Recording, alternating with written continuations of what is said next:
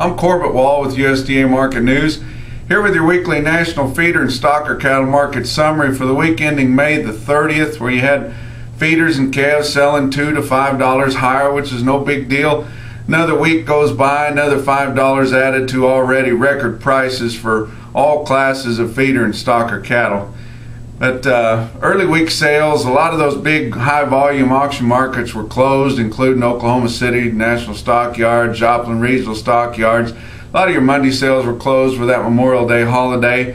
But buyers turned aggressive at midweek, and a lot of times you don't see that on a holiday week. But by Tuesday and Wednesday, those buyers were full bore in there and bidding on those cattle, and not a whole lot of regard, especially on the lighter weights, for quality, and they didn't slack off when they got their loads shored up. A lot of buyers staying right in there all the way up to the end of the sale, just trying to get possession of these cattle.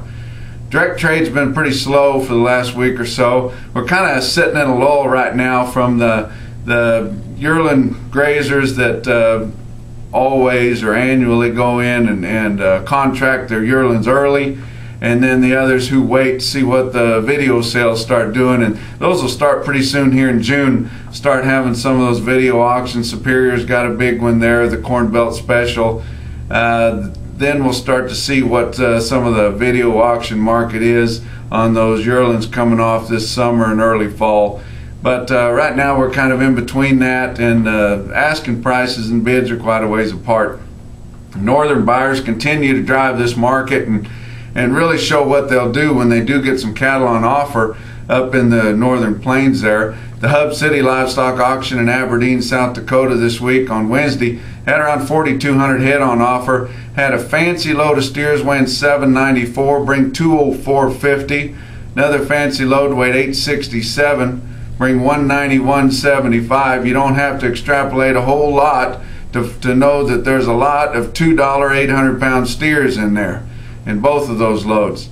So that's kind of the next benchmark that we're looking at, is $2 a pound on an 800-pound steer. We haven't really seen that so much that we can just quote and put our finger on, but there's a lot of cattle that are bringing that just a little bit off in the weight and price there. But Chicago Mercantile Exchange live cattle and feeder cattle futures were both quite a bit higher this week, and at the same time corn dropped 20 cents a bushel. As of Memorial Day, corn crop this year was 88% planted, and 60% of that had emerged.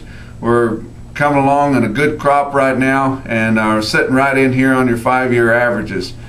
We've had ample rain in some spots, just adequate rain in those big farm production areas, but ample rain over the holiday weekend in some of the driest places that we see in the southern plains, like eastern New Mexico, West Texas, just dry. Both of those places have hardly had any traces so far this year, and then just get dumped on 4 to 5 inches there in 2 or 3 days. And some places quoting as much as 8 or 9 inches, like San Angelo, Texas, where they had to open the floodgates and they were counting the days till they were going to be out of water. But this is a ranch-saving rain for a lot of places. Could spark some additional demand for stocker cattle and replacement females.